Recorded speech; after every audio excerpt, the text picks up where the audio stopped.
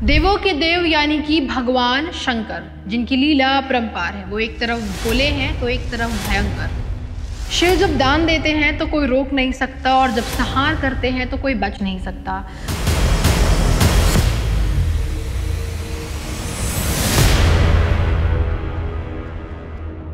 हमारी सृष्टि के निर्माता, आदि और अंत भगवान शिव से जुड़े कई रहस्य हैं। शिव इकलौते ऐसे देव हैं जो दानी भी हैं और विनाशक भी हैं।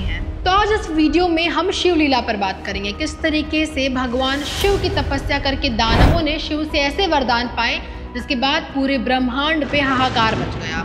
दानव ने उत्पात मचाया, जिसके बाद भगवान विष्णु भगवान ब्रह्मा को अवतार लेकर, और न केवल अवतार बल्कि छल करके दानवों को रोकना पड़ा। कई बार तो खुद शिव को आना पड़ा ताकि वो अपने दिए वरदान और दानवों के हाहाकार से दुनिया को बचा सके।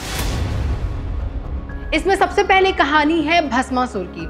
भस्मासुर जो असुरों का राजा था, जिसने कई हजार सालों तक शिव की तपस्या की, उन्हें खुश करने के लिए रुद्राभिषेक किया। जिसके बाद शिव खुश तो हो गए और उन्होंने कहा कि मुझसे कोई वरदान मांगो, तुम्हें क्या चाहिए। बड़ी चालाकी से भस्मासुर ने कहा कि मैं जिसके ऊपर भी अपना हाथ रखूंगा वो भस्म हो जाएगा, यानी कि जिसके ऊपर भी मैंने अपना हाथ रख दिया वो जलकर राख हो जाएगा।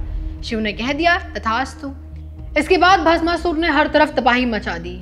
आलम यह पड़ा कि वह शिव के पीछे भागने लगा कि शिव के ऊपर हाथ रखे शिव को भस्म कर देगा। जिसके बाद भगवान शिव को खुद एक गुफा में छुपना पड़ा। जिसके बाद भगवान विष्णु ने मोहिनी अवतार लिया। मोहिनी एक बेहद खूबसूरत कन्या जो भस्मासुर के सामने पहुंची और उससे विवाह की इच्छा जताई। इतनी खूबसूरत लड़की को देख के भस्मासुर का ध्यान भंग हो गया और उसने विवाह के लिए हामी भर दी। लेकिन मोहिनी ने एक शर्त रखी कि मुझसे शादी तुम तभी कर सकते हो जब तुम मेरी तरह नृत्य करके, यानी कि नाच करके दिखाओ।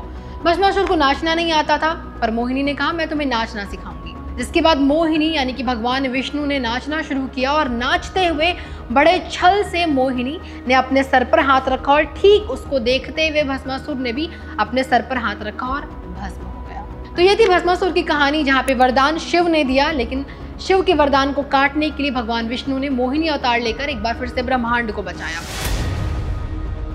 दूसरी कहानी है रावण की। रावण इतना शक्तिशाली था कि उसने न केवल सूर्य चंद्रमा बल्कि सारे नक्षत्रों को भी अपने कैद में कर रखा था। समय भी उसकी उंगलियों के इशारे पे नाचते थे। कहा जाता है कि रावण से बड़ा आज तक कोई शिव भक्त पैदा ही नहीं हुआ। शिव ने रावण से खुश होकर उसे ज्योतिर्लिंग दान दिया था और कहा था कि इसे कहीं भी मत रखना। जिसके बाद रावण को रावणेश्वर भी कहा जाने लगा। रावण को अपार शक्ति का वरदान भी मिला था। रावण ने पूरी पृथ्वी जीत लिया था और देवताओं तक को कैद कर लिया था।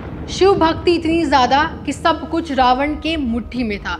समय उसके हिसाब से चलता था, यहाँ तक कि सूर्य और चंद्रमा को भी अपने हिसाब से वो चला सकता था। सारे नक्षत्र उसके कब्जे में थे और हर तरफ हाहाकार मच गया था।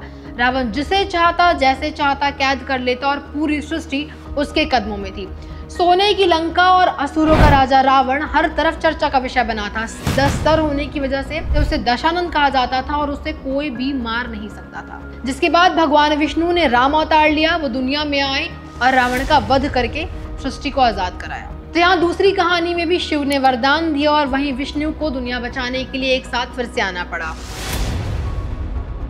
तीसरी कहानी है अंधकासुर की, जो जन्म से ही अंधा था। अंधकासुर माँ पार्वती और भगवान शिव का बेटा है। दरअसल एक बार खेल खेल में माँ पार्वती ने भगवान शिव की आंखें मूंद दी थी, जिसके बाद हर तरफ अंधेरा छा गया और भगवान शिव के एक पसीने की बूंद से जन्म हुआ अंधकासुर का। हालांकि बाद में भगवान शिव ने अंधकासुर को दैत्य हिरण्याक्ष को दान दे दिया था, उसकी तपस्या से प्रसन्न होकर। अंधकासुर ने 1000 साल तपस्या करके भगवान ब्रह्मा से अमरत्व का वरदान मांगा, यानी कि उसे कोई नहीं मार सकता। हालांकि ब्रह्मा ने उसे अमृत को वरदान ना देकर ये कहा कि तुम अगर अपनी माँ के प्रति वासना रखोगे तो शिव तुम्हारा वध कर देंगे।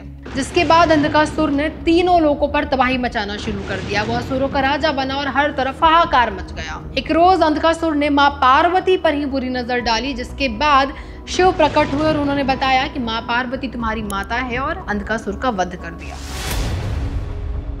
चौथी कहानी है गजमुखासुर की, और ये सबसे इंटरेस्टिंग कहानी है। गजमुखासुर एक ऐसा दानव था जिसने भगवान शिव की हजारों सालों तक तपस्या की और मांगा कि मुझे कोई भी नहीं मार सके, ना कोई अस्त्र ना कोई शस्त्र। जिसके बाद शिव ने उसे तथास्तु कहा। वरदान पाने के बाद गजमुखासुर अहंकारी हो गया और तीनों लोकों में आतंक मचाना शुरू कर दिया। जब देवता भी गजमुखासुर को हरा नहीं पाए भगवान शिव के वरदान की वजह से, तो वो मदद मांगने गए गणेश के पास। गणेश ने गजमुखासुर को युद्ध के लिए ललकारा, पर गणेश भी गजमुखासुर को भगवान शिव के वरदान की वजह से हरा नहीं पा रहा था। जिसके बाद भगवान गणेश ने अपनी दांतों से गजमुखासुर पर वार किया और गजमुखासुर ने चूहे का रूप धारण कर लिया और वो भागने लगा। गणेश जी ने उसे एक प्रकार का फंदा से बांध दिया और जिसके बाद गणेश जी ने उसे अपने वाहन बनाने का निर्णय लिया। गजमुखासुर ने भी बाद में अपनी गलती स्वीकार की और गणेश जी से माफी मांगी। गणेश जी ने उसे माफ भी कर दिया और उसे अपना वाहन यानी कि मूसक बना लिया और इस प्रकार गजमुखासुर भगवान गणेश का वाहन बन गया। और अगर आज भी आप देखेंगे तो हमेशा भगवान गणेश के साथ आपको एक मूसक यानी कि चूहा नजर आता है। दरअसल कोई और नहीं